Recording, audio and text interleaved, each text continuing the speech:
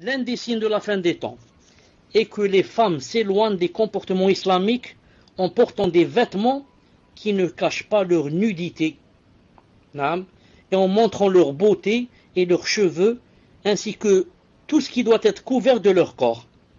Abdullah ibn Amr radiyallahu ta'ala nous rapporte que le prophète sallallahu alayhi wa sallam a dit: Sayakunu fi akhiri ummati, il y aura à la fin de ma communauté, rijalun yarkabuna ala as-suruj ka ashbahi ar-rihal, il y aura des hommes qui monteront sur des selles comparables à des baldaquins. Yanziluna ala abwab al-masajid, ils descendront aux portes des mosquées, devant les portes des mosquées. Nisa'uhum kasiyatun ariyat, leurs femmes seront vêtues mais nues, vêtues mais nues. Ala ru'usihim ka asminati al-bukhti al-ijaf, et sur leur tête de ces femmes se trouvera une chose semblable aux bosses des chameaux maigres à long cou. Il'anuhunna fa innahunna mal'unat, maudissez-les car elles sont maudites. Maudissez-les car elles sont maudites. لو كانت وراءهم أمة من الأمم لخدمنا نساؤكم نساءهم كما خدمناكم كما يخدمنكم نساء الأمم قبلكم. Si après vous il y avait une communauté, vos femmes serviraient leurs femmes de la même manière que les femmes des communautés avant vous vous ont servi. Rapporté par Ahmed et Ahmed Shakir a dit: la chaîne de transmission est authentique, tome 12 page 336, tome 12 page 36. طيب. Selon une version rapportée par Al-Hakim, le prophète alayhi salam a dit: سيكون في آخر هذه الأمة رجال يركبون على المياثير حتى يأتوا أبواب مساجدهم نساؤهم كسيات عريات. Il y aura à la fin de cette communauté des hommes qui monteront sur des selles confortables.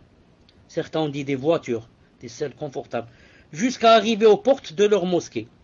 Leurs femmes sont vêtues, ou elles seront vêtues, mais toutefois nues. Et toutefois nues. Abu Hurayra rapporte que le prophète sallallahu alayhi wa sallam a dit: Sinfani min ahli an-nar lam arahuma. Il y a deux catégories de gens de l'enfer que je n'ai pas encore vues. Qawmun ma'ahum siyatun ka'adhnab al-baqar yadribuna biha an-nas. Des gens, première catégorie, des gens qui ont avec eux des fouets comparables aux queues de vache, avec lesquels ils frappent les gens. Deuxième catégorie, وَنِسَاءٌ كَسِيَاتٌ عَارِيَاتٌ مُمِلَاتٌ مَائِلَاتٌ, et des femmes vêtues et pourtant nues, penchées et faisant pencher.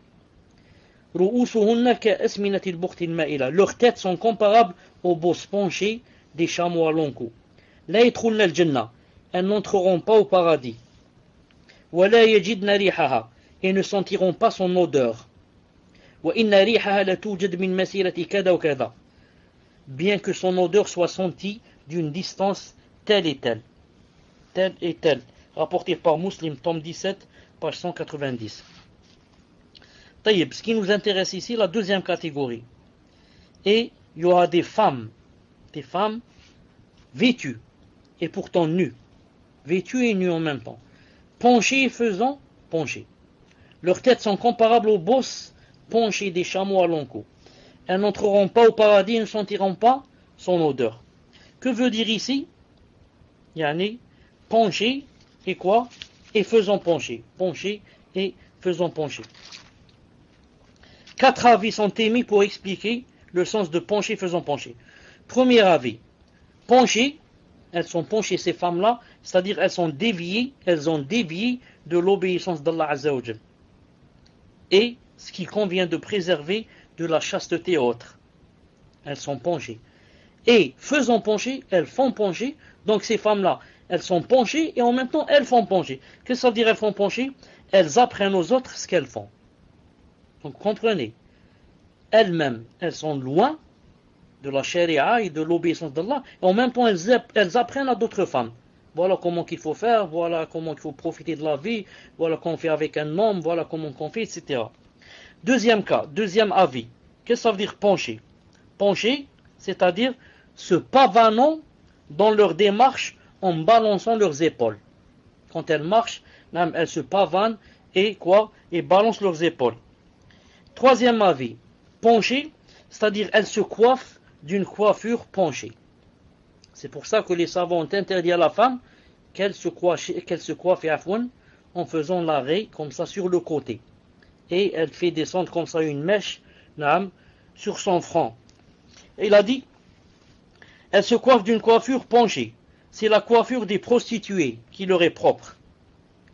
Et faisant pencher aussi, qu'est-ce que ça veut dire? Ça veut dire, elle coiffe les autres de cette même coiffure. Donc, quand elles font la faute, elles l'apprennent aussi aux autres.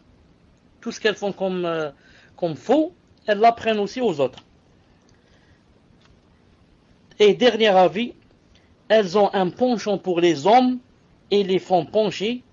Elles ont en même temps un penchant pour les hommes et en même temps, elles font pencher les hommes de ce qu'elles montrent de leur beauté et autres.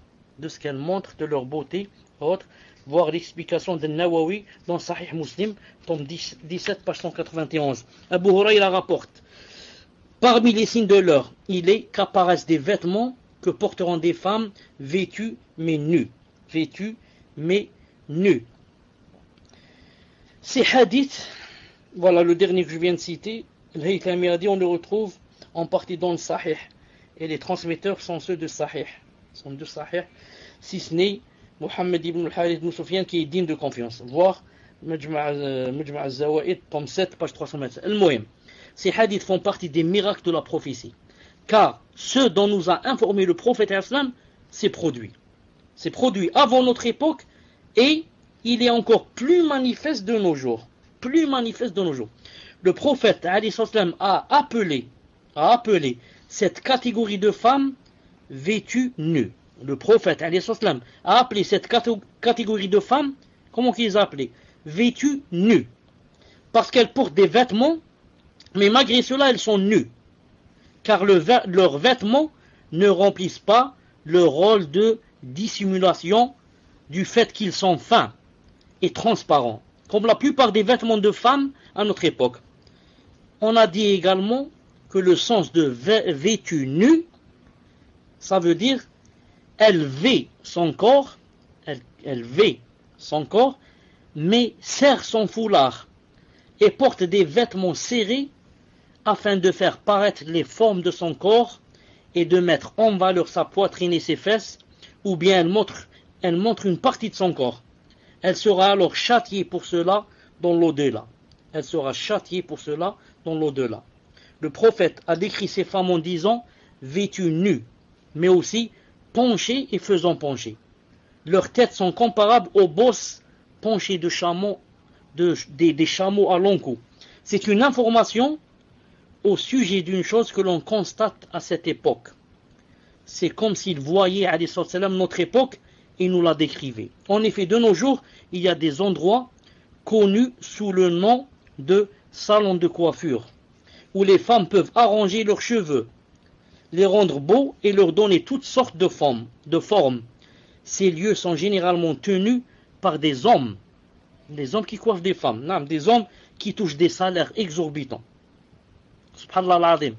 Et ces hommes, subhanallah al-Azim, la plupart, ce sont des efféminés. Ce sont des hommes qui sont des femmes. Mais seulement, je ne sais pas qu'est-ce qui lui reste, peut-être le nom. Peut-être même le nom, ils l'ont changé. La plupart sont des efféminés. D'ailleurs, ils sont tout le temps avec les femmes, du matin au soir. Mais cela ne se limite pas uniquement à cela. Beaucoup de femmes ne se contentent pas des cheveux naturels que Allah Ta'ala leur a donnés.